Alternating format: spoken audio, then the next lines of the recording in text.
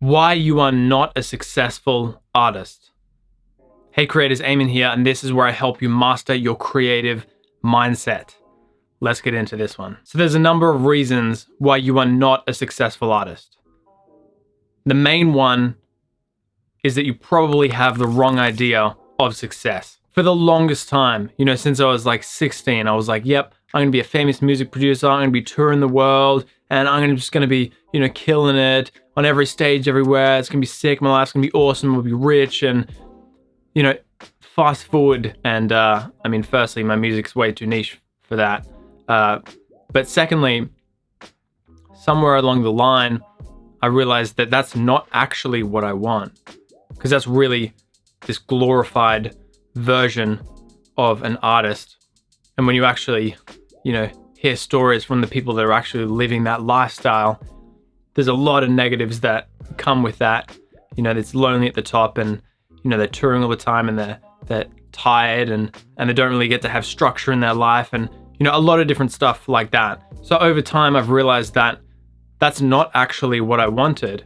It's just what I thought I wanted when I was young, because again, it was glorified in the media, and I idolized some of the people that were doing those things. But what I've realized is that I actually am a successful artist. I've just reframed my idea of success. You see, currently I have a job that pays me money to do what I love, which is making videos, real estate videos, every day of the week. And then when I get home, I get to make music and enjoy that process of making music and collaborate with other friends that are into that kind of niche of music that I'm into, and make these kinds of videos that I find fulfilling, that can provide some value to other people. And I get to enjoy that process. Like, what more could you want as an artist than getting to actually create art all the time? And sometimes you get enough money for that to stay alive. What more could you possibly want? Yeah, obviously there's a lot more that you could want, right? But you see how I've just kind of reframed that and been like, I have everything that I could possibly want as a successful artist. And because I've reframed that idea in my mind, then not only do I actually make high quality content, right? I enjoy the process much more, which again allows me to make more high quality content. And it just kind of has this ripple effect on everything in my life, which leads me to point number 2, which is gratitude. In this world where always wanting more, wanting that next thing, and that's an evolutionary thing in our minds, and that's really great that we have that. But now it's evolved so much that all these wants are just like, thrown up on us on social media and stuff like that. And so we want more than we've ever wanted as humans, because we want what other people have, and we see what other people have on Instagram, and cavemen couldn't do that. They only saw what Bill had, and Bill just killed an extra chicken that day, and that was all he had to compare himself to. So if you can put that down for a second and just have that gratitude for the position that you are in. You might be in a position where you're actually working a job that you don't like at all, and you don't have maybe friends that are into the same niche art as you, and you don't have the best creative tools that, make you feel really good when you're making that art, like great studio monitors or something like that, but you get to create that art, and you might not even be very good at making that art, but you enjoy it when you do it, and you get to do it, even if it's a few hours per week. There's a lot of people that don't even get to create art because they are, it's a luxury, because they're spending all their time working or caring for others, or a mixture of the two, So that ties back into the first thing. And when you have that gratitude for your ability to actually create the art and progress in your art form, whether it's music production or filmmaking or drawing, whatever it is, then all of a sudden you stop comparing yourself to others, and you start to enjoy the process even more again.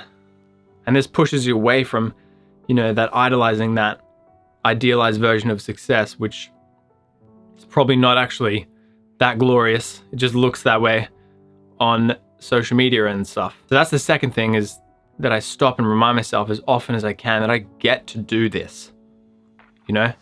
And again, I'm probably in a more lucky situation than a lot of artists out there. It's very hard to find work that actually pays you for the thing that you love. So I'm full of gratitude for that. And that allows me to have more passion for the work that I do. And the third thing is actually collaboration. You know, if you bring it back to the basics, what's the point of anything that you do in life if you don't get to share it with other people, you know? And so, for example, music production, like, that can be a real lonely thing. You can just sit there for 5-10 hours in a day, just, you know, going over the same thing, and your snare still sounds like shit. Aimon, work on your snares, dude. That's why no one listens to your music, okay? That's why you're better at making videos, dude.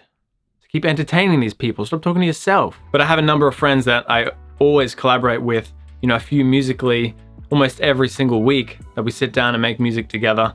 And yeah, there's some clashes sometimes, but more often than not, we have a fun time doing it.